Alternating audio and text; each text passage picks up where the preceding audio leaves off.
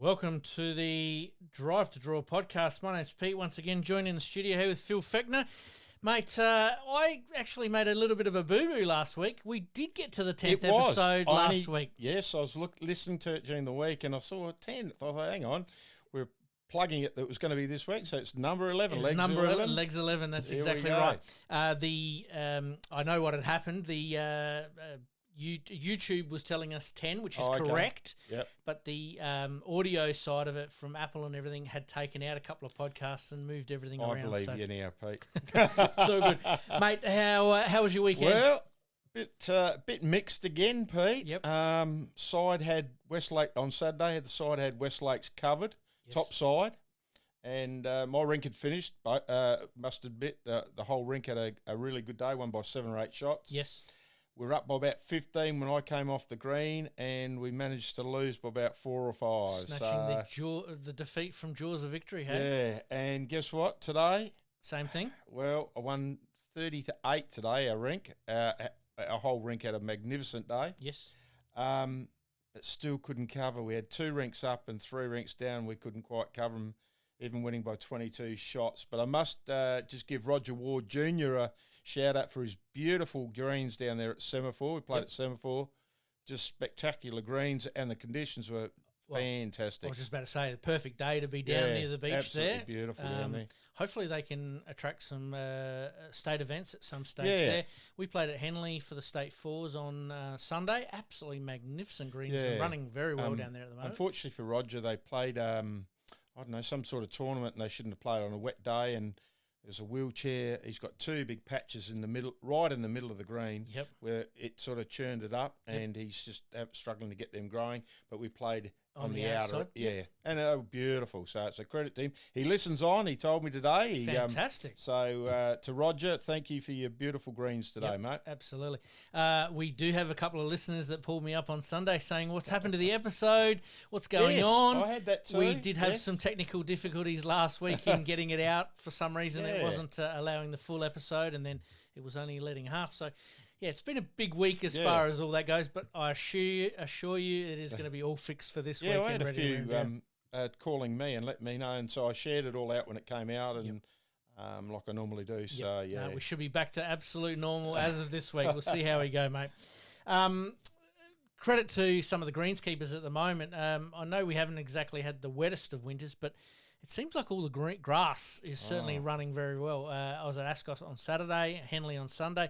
Both of those greens running very well. I was Toorak on Saturday because we've gone to Toorak now, and beautiful, absolutely beautiful greens. And as I said, 7-4 again today, and beautiful green. We normally see the best of the greens after Christmas. So, all right, mate, let's get into Around the Greens. Around the Greens.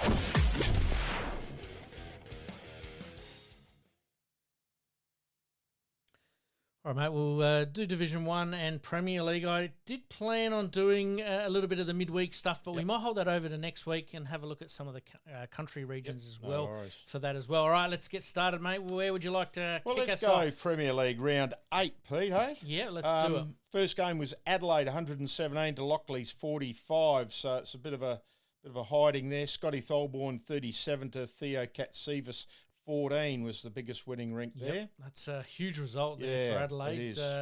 Wow. Yeah, it is a big result. The next one a bit closer. Westlake 77, Modbury 67, Josh Choppin 24 to Norby Kratz.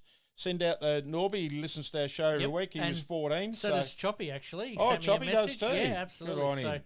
Good on those boys there going head-to-head. Welcome aboard, Norb. You got your name on the show, but not for the best reason this week. No, that's right. Take it next week. I was about to say, there's always another week there. Westlakes spoke to a couple of the boys there on Sunday and sort of said that they're just getting going at the moment. They've had, obviously, like a few clubs, a bit of an influx of players, just trying to find that right gelling combinations. I'm down there tomorrow night for tea, so I think we're having a bit of a bowl. It's a Tennis Umpires, Tennis Umpires Association Christmas dinner thing. Take your bowls with you? Nah, I won't take them, mate. But take a couple of night hours. Should be right. Have a bit of a bowl down there, so it should be a bit of fun. Absolutely. Okay, getting back to this. Another good game here. Holdie, 73. Summerton 79, and I didn't pick a rink out there. They're all about 2 or 3 or 4 difference. So were you surprised at Holdfast? who did I? Yes, I When tipped a- Somerton. Yeah, I thought Somerton might have done them a little bit easier than that. Yep. But credit to Holdy. Absolutely, yeah. Getting their team together. Still a little bit of fight in Holdfast there. Obviously, having a few players coming in and out at various stages, I think will hold as them in Adelaide pretty good stead, yeah. And the next game, Hawthorn 85 to Salisbury 59. Has Salisbury been going along quite nicely? They have, and probably not a surprise there. Hawthorn just changing up a few of their rinks this week, but Salisbury have been going pretty well. And got rid of a bit of old wood. Yeah. Lockie Bowman 29 to Mitch Walker 17 was the biggest winning rink there, Pete. And Lockie's been having a pretty good year in that year rink. for Lockie, so, yep. And his son's drafted to Sydney Swans while we're on the... Well, and Brenton Roberts, his son's already at the Sydney Swans, so they've got a connection there now. So they might be playing some tournaments together and travelling up to Sydney a bit. So oh, well, there you go. The last game is Grange, another close one. Grange, 77, which I tipped Ascot, 70. Well, I tipped Ascot as well. I thought it would be a close game, but I thought Ascot would get over the line there. And Benny Bowman been struggling a little bit. I call his name out most weeks, not for the best reason. 9 to Seamus Curtin, 23, a quality bowler, obviously. Absolutely. So that was all the games last week there, Pete. I've got the table in front of me. Yeah, mate, I was just about to get to that one there. Do you want to read it out? Let's go. We've got Somerton, obviously, 8-0. We did talk a little bit last week. Almost got beaten this week. Well. Do they need that one loss just to sharpen things up a little bit? Can help, but, you don't ever go through undefeated. You go through undefeated. That's exactly right. Ascot sitting in second place, 5 wins, 3 losses. And Grange sitting third with 5 wins, 3 losses, and Hawthorn also 5 wins, 3 losses, rounding out the top 4. But Adelaide are coming though in 5th, 4 and 4, and Westlake's 4 and 4. So yeah, look, it's nothing between that. Well, other than Somerton, they're a standout at the moment. So and Lockley's obviously. Have only secured 14 points for the season with a minus 254 shot count. It's going to be a big second half to the season if they want to hold their colour. We're just starting to see a little bit of that separation now. The top 2 or 3, the middle 2 and 3, and then the bottom 2 and 3. Any changes on your prediction for the top 4? No, Adelaide to go in. Yes. And I think I said it was Hawthorn, if I remember rightly, to come out. Yep. They'll be probably just the unlucky one. That's my feeling. Yep. But I thought it might be Hawthorn or Grange, so I'm still sort of in that and same you said boat. Even West Lakes, didn't you? Yeah, I did. Yep. And look, if they get a bit of a run together, they might be able to put it together. Absolutely. Good luck to those teams there. Let's move on to this week's Round matches. 9. Mate. I know we're already at the halfway point. Where we are. Somerton and West Lakes, good game. Absolutely, mate. This is for me game of the round. I think it is too. I'm going Somerton for me. Somerton for me. The next one, Lockleys and Hawthorn at Lockleys. I'm going to go Hawthorn. So am I. Modbury and Adelaide. I'm going to go Adelaide. I'm going Adelaide. I'm nearly going to say Modbury. I reckon it's going to be a little bit overcast and damp. Or they're suggesting that it's going to be a bit wet. Actually, we're at Modbury. I wonder if we're going to play under the dome. I think we're playing under the dome, won't we, too? So potentially there. Might be able to say good day to Scotty and the boys there on Saturday. Absolutely. So, yeah, we both went Adelaide. Ascot and Holdy. Another good game. I'm going to go Ascot. Same here. And Salisbury versus Grange at Salisbury. I'm going to go Grange. So am I. Yep, I think we tipped all the same. I think we have this week. Well. We were a little bit at odds last week with a few. There are a few people actually messaging me saying, "What are your tips for this week?" I hope you're not relying. I hope you're not relying on those tips. Anyhow, exactly right. Somerton v West Lakes, obviously game of the round there. Good luck to those teams at Somerton if you're not playing this weekend or you want to go see some bowls, which most people are going to be on the greens, but you never know. There might be a few that are off the greens this weekend.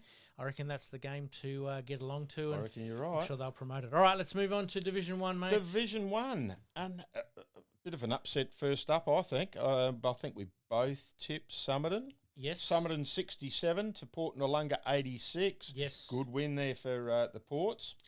Yeah, we sort of thought that might happen on the basis that the last few weeks Port Noarlunga have actually been going pretty well. Yeah. Did saw a couple of those boys on Sunday at the State Fours and geez, they're very handy. Ripping form. Yeah, they're absolutely handy. Ripping form. Yeah, very handy. So Raymond Wichello was 8 to Jeff Munn 26 was the biggest winning rink there of Jeff. Paynham 66 versus Millswood. I tipped Millswood. I think you tipped Paynham at home. Yep. Kimmy Bell found the wrath of Andrew Stazanowski 10 to 22. So Stazza's been around the traps for a fair while. I know Andrew Gard, I think, plays 3 to him. Okay. I don't know Andrew Stazanowski, I don't think. But, but he's been around the traps for a little while there. Very handy bowler. So, yes, Millswood getting the chocolates there. I thought the home ground advantage for Paynham might actually come into play, but not on this occasion. No. Henley, 98. Henley on the way up a bit. A little bit, yeah. Beat Woodville, who, as we said last week and the week before, bit disappointing. Yes. 63. So Jeff Marsh having a real good win over Mark Hanrahan, 16. So one of their best skips down there at Woodville. So that's a good win for Marshy there. Absolutely. Speaking with Buddha on the weekend, he said that the greens were running beautifully at Hanley there. And they just put it all together perfectly on the day. And Woodville are just struggling a little bit at the moment. It's going to be an interesting watch, that one. Next game, Toorak, bottom side, almost got their first win over Tranmere at Toorak. I didn't see any of the game. They were down the back. So, and I sort of grabbed me bags after Saturday and went. Yep. No, but anyway, understandable, mate, when that does happen. Yeah, a bit disappointed. But you know the moral of that story is you need to finish last rather than finishing first. And watch them lose. Then you can control what's going on a bit. Heartbreaking. Yep. Anyway, Toorak 75 to Tranmere 79, so it's a good close game. Oh, it would have been a good game to watch. I should have gone over there. Feasty versus John Diesel Fedderson. That is a 27 to 19 would have been a cracker game. The old Foxes out there. Wow. Who got the chocolates on that occasion? Feasty. Yep, Feasty got them. Played him in the state mixed, and you said I was on the receiving end of one of his good days out. It's still a very good bowler. Yep. For sure. The last game was Modbury 67 against Marion, who 83, who are sitting top. Yes. Wayne Jones 14 versus Ash Close 24. So good win to Ash there. So Marion still undefeated. Absolutely. Again, a little bit like Premier League. There's that little division there. There is. The top side, obviously, 8-0, a bit like Somerton there. In Premier League, Marion obviously leading the way. But then you've got sort of Port Noarlunga, Somerton, and I'd probably throw Millswood in that middle category there. But as you mentioned there, Henley are coming. And Tranmere. They're the other two that I reckon I can see maybe just around that mix there, either getting in or unfortunately just missing out. Yes. But other than that, I think that's my top 4. Yep. What it is it's now. It's going to be pretty much all set. It's going to be interesting to see if Henley can sneak in there above Millswood again, making a promotion into a new comp. So well done to them finishing continuing to play at 4th at the moment. Yep. All right, let's move on to this week's matches. Okay. Woodville versus Paynham at Woodville. This is a do or die bottom of the table clash is. here, so it's very important. Well, it shouldn't be. Both teams came down from Prem last year and both struggling. I'm going to go draw. A draw? I'm going to go draw. Oh, Pete. I'm going Woodville at home.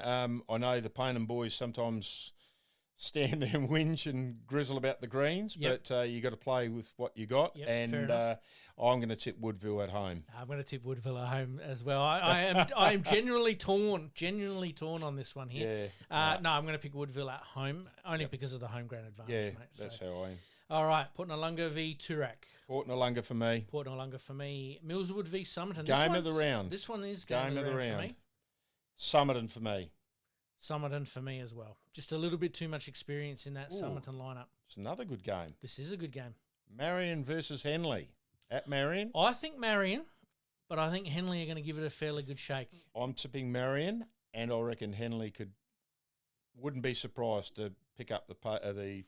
Notes or points on Saturday night and have a look and see them win. But Marion for me. Marion for me at home as well, especially if it's going to be a bit wet and windy. It's going to be funny, isn't it? They are nicknamed the Hurricanes for a reason there. I played a year down there. Oh, God, that wind. Yes, it takes a little bit of getting used to. All right, and Club Tranmere versus Modbury, mate. I can't tip against Tranmere at home. So Tranmere for me. Yep. All right. That is our Division 1 and Premier League tips for round number 9 and, 8 the results and 9 for the tips. I reckon get on those tips that we've tipped just then. I think we both tipped the same this week. I reckon that's... It's locked in. Get on it. Sports bet responsibly. Obviously, talking about our tipping, the SA Bowls tipping is still going on. You get a couple of wild card rounds where you get to double your score. So maybe with a few of these rounds that could be a wild card this week. This week, yeah, a few of those results that could sort of go your way. I might use one of mine along the way. All right, mate. Let's take a quick look at some hot shots.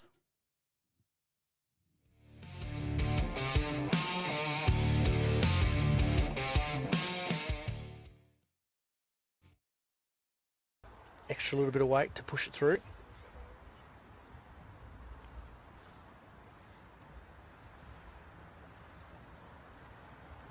Controlled weight. Backhand. Nathan just stalking it a little bit. Not far away. He's got it too. Absolutely brilliant bowling. Nathan Black, once again, a shot of the day contender.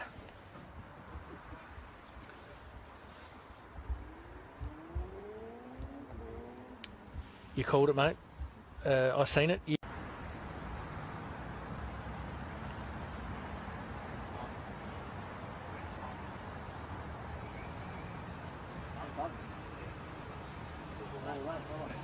How much can it turn and maybe how much can it run? Wow. What a shot. That's a shot. A lawn bowl. Craig Mills. Very, very good. That's hard to beat. What a wonderful shot. Perfect weight. Shifted it 10 millimetres. And it still drew on that hand. Drew in beautifully.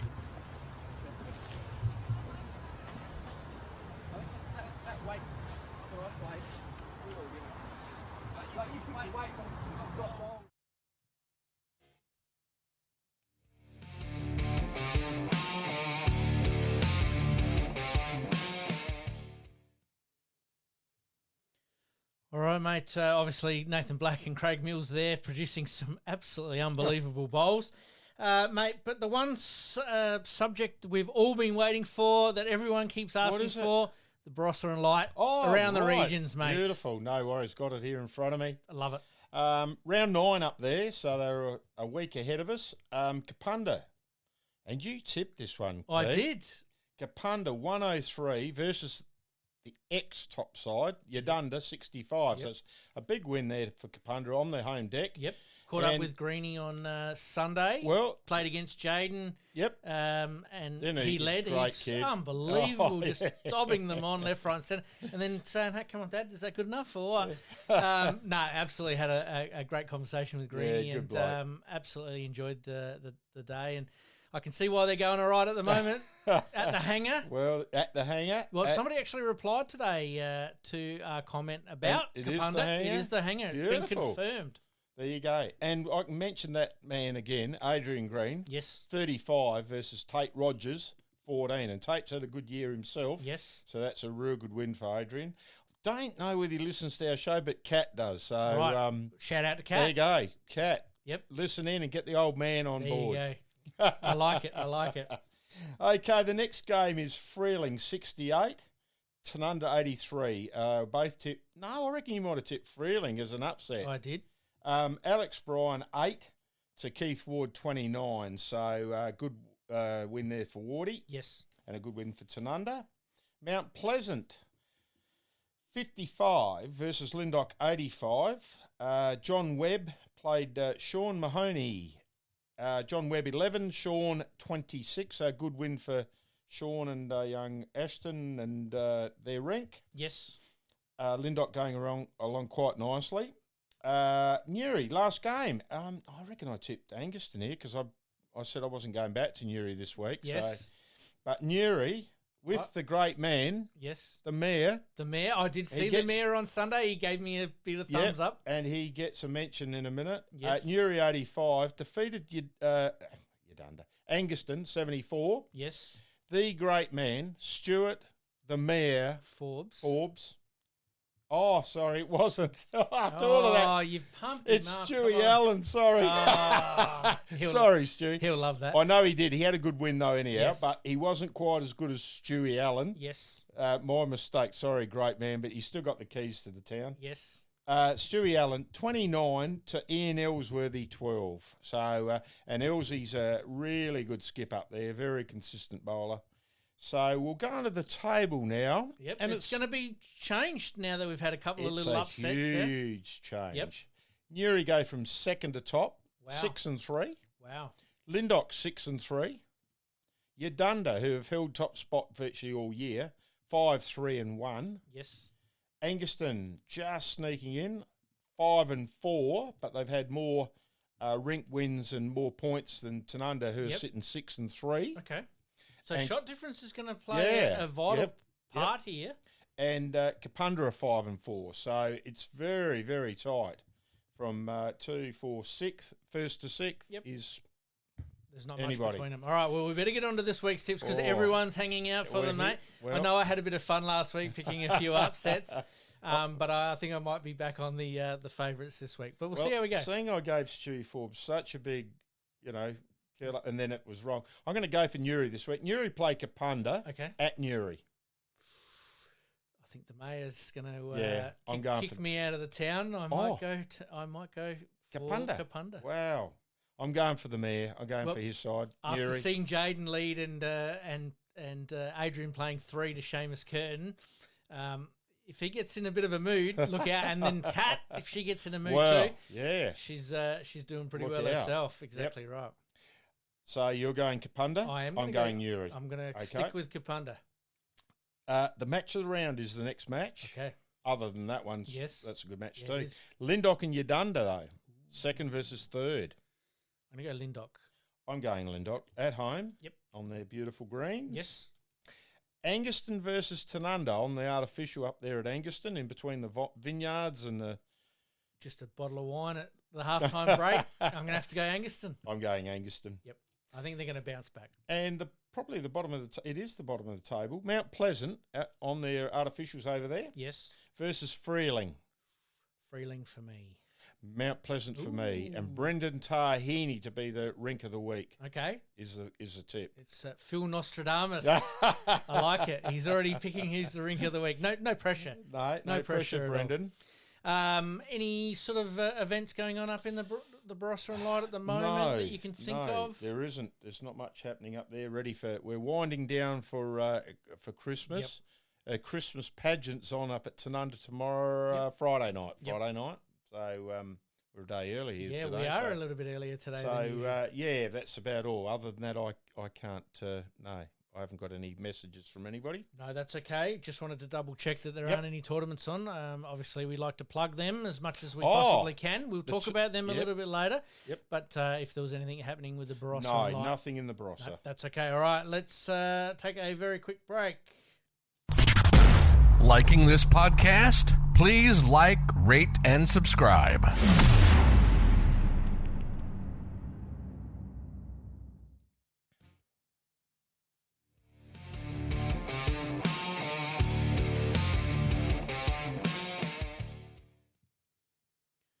All right, we move on to the state events, the state fours, as we've already sort of talked about a little bit earlier on, that were played over the weekend. The Metro Region sectionals were played. Congratulations to Matty Hull in getting through his section there. Pete Lucat was actually in. Oh, I'm sure he would have told you all about that. Yeah, he did, but Hully must have carried Peter. Oh, no, I reckon Dazins would have carried both of them, I reckon. He told me he bowled very well, Steve. Yeah, he was very happy with his game. Absolutely, and Annandale there from Salisbury. Yep. Dietrich, Davis, Percy, and Denton. Oh. That's a pretty handy rink there. Those boys obviously going through as well. Yep. Wicello from Somerton, Payne, White, and Hallows all from Somerton getting through there. Dorr, Elliott, Martin, and Duckett from Modbury there getting through their section. The one that I was really interested in, they didn't let me down here, Simon Gitter-Johnson, Matty Northcott, Ashley Close, and Max Kleining. I actually want to see the match between Dietrich Davis. Do they Well, they could potentially meet before the final. Wow. So this is going to be very interesting. We'd have to televise that one, wouldn't we? Well, if we don't do it, Bowls SA should be right on top of that one there. There is a couple of matches that will be played at the early time of 9:30 this weekend. G. Miller from Kensington Marriotteville Bowling Club taking on Anthony Moffat from Port Noarlunga. I did see those guys out at Henley on the weekend. They're in some pretty good form, the Port Noarlunga boys there. And the winner of our section there, Seamus Curtin and Adrian Green, taking on Harrison Gita Johnson from Holdfast Bay. So that should be a pretty good game. And then the last one was the Hawthorn boys, Adam Strudwick. Know Adam pretty well. Well done in getting through his section there, taking on Nathan Black and John O'Voigt.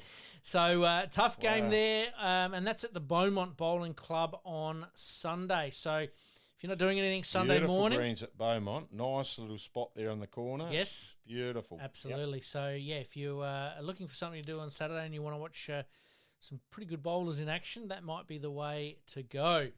All right, mate. Let's get into a player interview.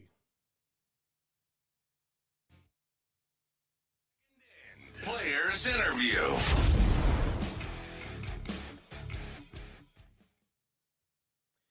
Now, what we've decided to do this week, we did have this. The reason why we're obviously recording a little bit earlier. There's been a lot going on behind the scenes, sure has. And that we did play the Barrie Leicester interview a few weeks ago there in its entirety. What we might do is just break it up and insert it into this episode in a couple of smaller chunks, so that way the people that didn't get a chance to sit down and listen to the entire interview, because it did go for about an hour, that we can break it up and still have that interview there for everyone to watch. Nobody really wanted to talk to us, Pete. No, was that it? That's pretty much it. Trying to find people. Couldn't even get the mayor on. No, well, we've got to get the mayor on. Peter Luket, I think we've got to have him on. He's itching to say what he really thinks. We're in trouble there. Do we have the dump button? And obviously, we want to get somebody on from Bowls SA to talk about the Country Carnival coming up soon. And there's a whole range of under-18 championships as well. So hoping to sort of get that squared away maybe before Christmas or just after Christmas as well. And tonight on the Drive to Draw podcast, Barrie Leicester is joining us for our players interview. Welcome, Barrie. Hello, and thanks for having me. Not a problem. Well, Barrie, World Outdoor Champion in 2016 Christchurch. Silver medal in Christchurch as well in the fours. The triples was obviously the first one. Commonwealth Games, bronze medal, 2006 in Melbourne in the pairs. What do we got? Silver in the 2018 triples. Also 2018 in the fours. And then Birmingham, which is probably the most recent Commonwealth Games. Silver in the triples there. And a couple of gold medals in the 2019 triples and fours in the Asia Pacific Bowls Championships. And I reckon there's a singles gold somewhere in there as well, but we'll get to that in a minute, mate. Welcome aboard. Thanks for joining us. You've done your homework. Yeah, thanks very much for the intro. And anytime I can talk to anyone such as yourselves about the game of bowls and talk about all things the game, I'm very excited for the opportunity. So thank you.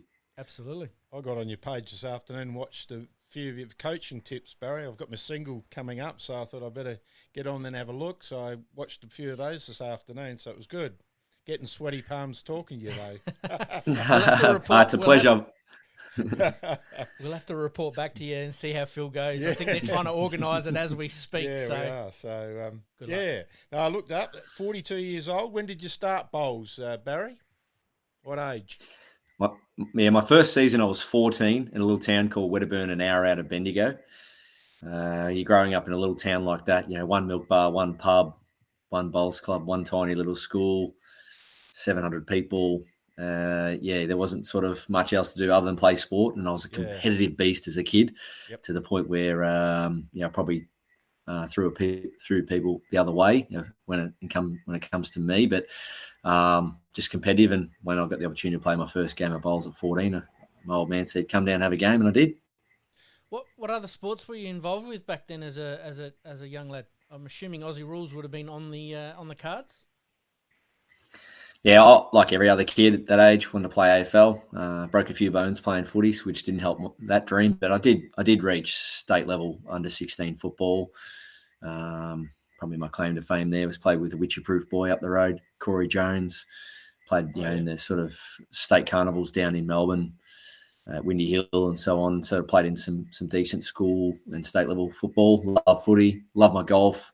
Played all sports, but very, very competitive. But I knew as a kid watching sport on TV that my ultimate goal would be wearing the coat of arms, and that was definitely a dream of mine in whatever sport I chose to attack. Absolutely. Did you play in your old man's team when he said, "Hey, come try bowls out instead of running around a footy field"? Did you end up playing in his team or his rink, or how did that all come about? Yes, we did. Played a bit of pennant together. Unfortunately, my first season was B grade where Dad played because he was always trying to get into the A grade.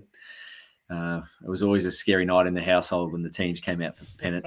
Back then, it wasn't Facebook, text messaging, websites. Back in the mid '90s, it was you went down to your local bowler and you checked the notice board, and if it didn't read well on the notice board, it was a scary trip home.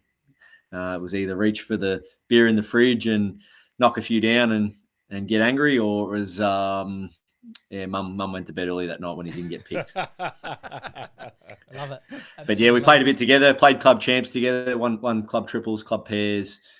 But my dad was unreal. Like any time I was training, competing in any of the events, he was just all about just providing as much guidance and information as he could. Yep. And highest world ranking I see was 26. That's pretty current, isn't it? It's 2024. Is that right? Yeah, it is. It's been a really good initiative World Bowls brought out recently, the World Bowls rankings. I guess throughout various things I've achieved over my journey, if the current system was in place years ago, I might have featured higher somewhere at different stages. But, when you're talking, you can somehow slide into the top 30 in the world, and especially since I've been retired for a year now, off the back of some decent performances last year, Australian Open Fours, BPL, all that kind of stuff. So, rankings is I think something that's crept back into the game, and hopefully, it's onwards and upwards when it comes to the world ranking system. Yeah, myself, I'm just outside the 30 at the moment. Oh, mate, you're doing well. Is that well outside the 30? Yeah. Million. Now, talking about rankings, obviously back playing with your old man there. When did you sort of leapfrog him and then move on to sort of bigger and better things, and then I suppose realise that bowls is the path you were going to take? So at age 16, I won my first club singles, and that was pretty cool. I often say if I hadn't won that club singles at 16, my second season, I probably would have walked away from the game. I would have went, all right, that was a good little experience. But Dad said, that's probably a sign that you can go onwards and upwards. And then within 2 years, I was playing the state under-18 side. We did a big move from one side of the state to the other, moved to Lakes Entrance, and that was pretty scary for me. You leave all your mates behind, your schoolmates and all that, but once I got down to Lakes Entrance, great club. They definitely shaped the future of my bowling career. They gave me employment. They helped sponsor me, set me up with equipment. And then the great legend himself, John Snell, OAM, moved to Lakes Entrance of all the places he could have moved to in Australia.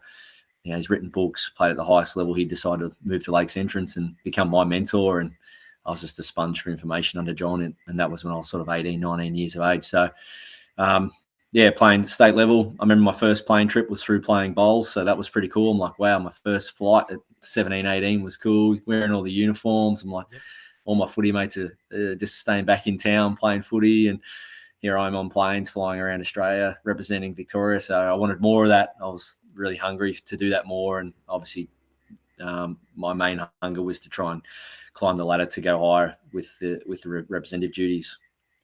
So we'll move on from there, obviously trying to establish yourself, obviously, at Lakes Entrance there. I'm assuming a couple of pennants maybe along the way. Yeah, won a pennant. I didn't win one with my dad, but I won the club pairs with my dad there. Had a few cracks at sort of winning a couple of titles with my brother as well, my brother Tommy at the time.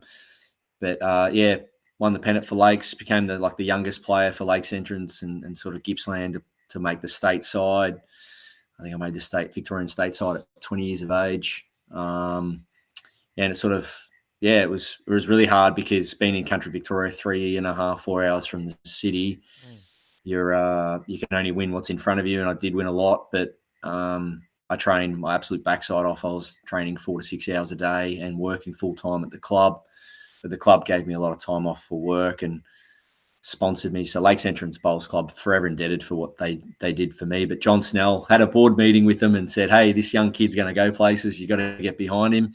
Yep. And I'll never forget the current GM, Jeff Rode, and the board at the time. They pulled me into a room and said, yeah, Barry, we want to really support you and set you up. And I just remember going out there and training my backside off. I'd get a train from Bairnsdale to Melbourne and then a bus from Melbourne to Moama for state trials. And then when I was old enough to drive, then I'd drive from Lakes Entrance to Moama or drive from Lakes Entrance to Melbourne for trials and training and so on. And unfortunately, at 21, suddenly my mum passed away.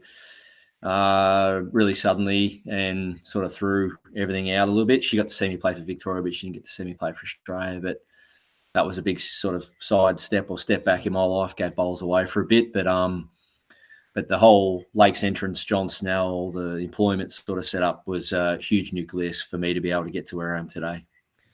Isn't it important to have those people that sort of stand behind you and back you in and say, hey, we're going to help you get to whatever level you want to get to? And I think bowls clubs are getting better and better at that. Footy clubs are now seeing that as an advantage, that everybody does have a slightly different background, whether it be from country, city, different areas, trying to get everybody together. And it sounds like that's exactly what happened for you, mate. And then, again, condolences, obviously, for the loss of your mother there, but it probably, in a way, shaped you a little bit in that you got to take a bit of a step back and concentrate on family for a little while. I'm assuming that's the process that you took?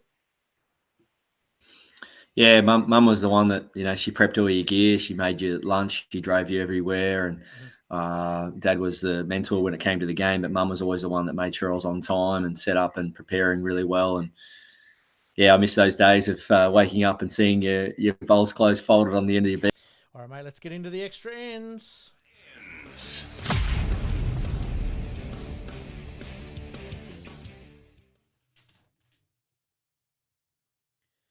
All right, mate, do you want to kick us off with some tournaments? Tournaments. It looks like the Torrensville Fours medley, Sunday the 15th of December, 9 for 9:30 start, $120 per team, $2,000 worth of prize money. Well, I reckon that it might be the last game, I would imagine, I reckon it is. at the old club on South Road there before they move across the road. Yep. Yeah, make way. So if you want to get down there, their grass screens generally run very, very well. I know the dome's been taken down. I have seen the time-lapse photography on all of that.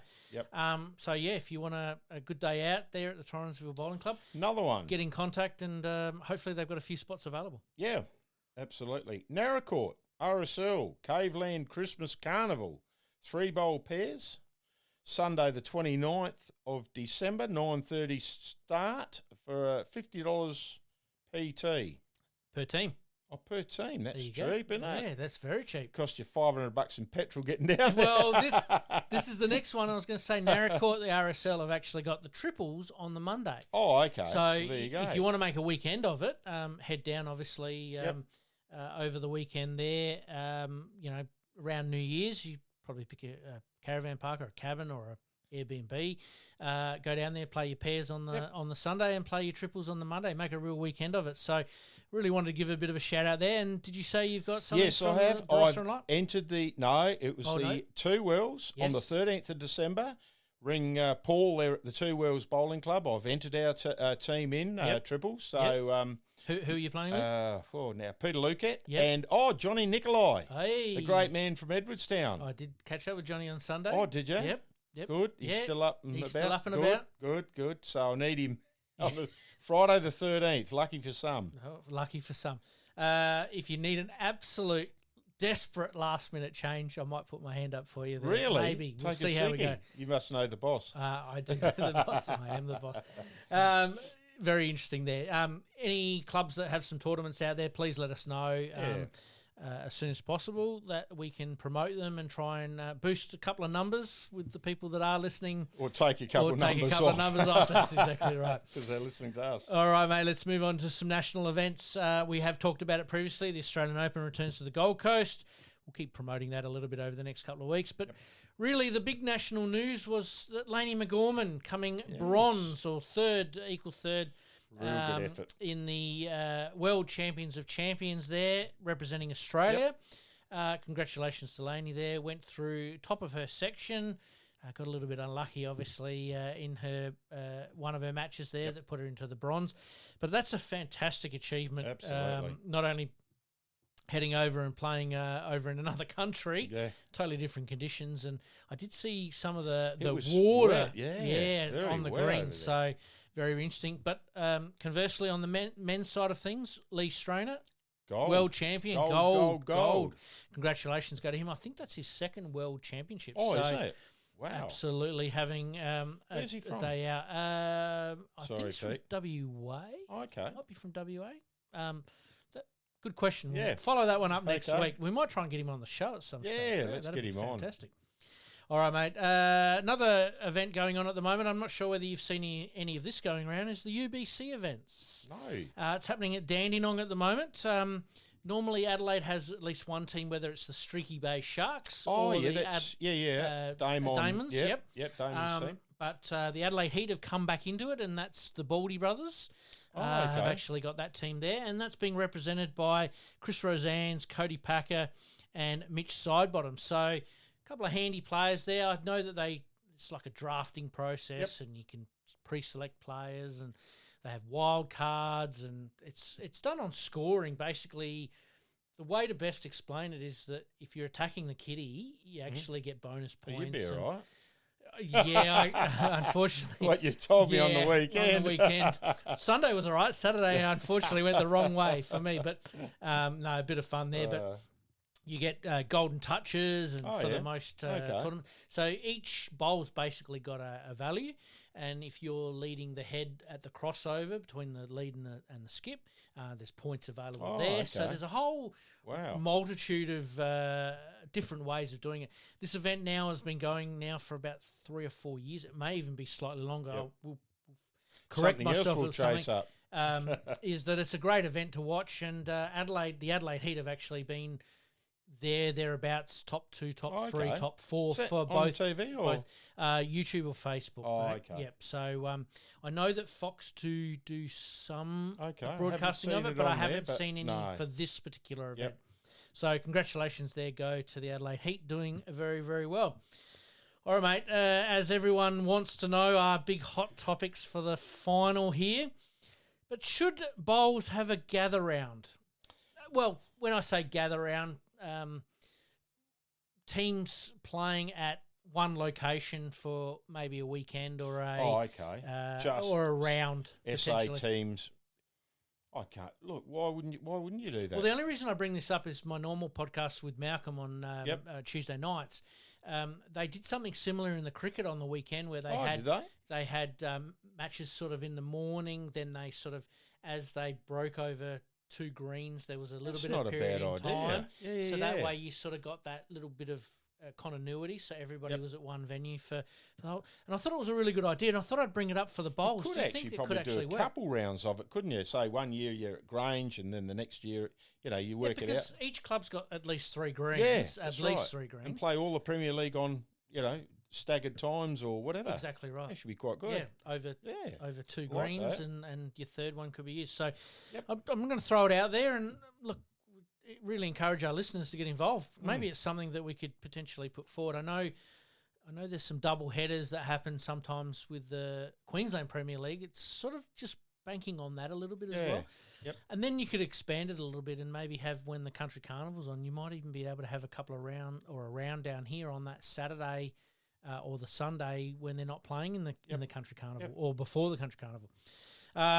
The options are limitless, mate. But I thought I'd just throw that one up there. You'll get a job at Bowls SA. Don't soon, say that, I'll mate. tell you I've got too much on the go at the moment. But yeah, I think a gather round of some sort could actually work. And you could potentially play a double header or into a period of the evening or twilight, which then leads me into my next question: Twilight bowls for state events. Could we do this on a Sunday? Probably not. I'd say no, because a lot of people still work, and if it goes into that Sunday night, I think that's what probably the super challenges. Yes. A few people can sort of not play because I got work in the morning. Yep. It's right for an old bugger like me that's retired. Yes. I enjoy my Sunday night out there having a roll of Super League or whatever. Super Challenge. Sorry. Yep. But I reckon you'd find that some would pull out and say, no, I've got to work early Monday morning. Well, then my alternative to that is, could you play potentially a round on a Friday night and 2 rounds on a Sunday? Yeah, again, Friday nights can be a bit touchy with people. They can. Work. Yep. But they're long days, aren't they? They are. Well, the this state is what events are long days. This is what I'm looking at, is that, you play Saturday, you roll off the You're green at 5:30 Sunday. Well, but you've got to back up for 9:30 on a Sunday morning. That's right. The reason I threw up the suggestion of maybe a twilight is that you start at, say, 11 o'clock. Yep. And because we've got daylight savings, you do finish sort of at about 7 o'clock, thereabouts. But you sort of get that Sunday morning just to sort of... to get over. To get going. Yeah. Especially like us old fellas. Don't let the non-hair fool you.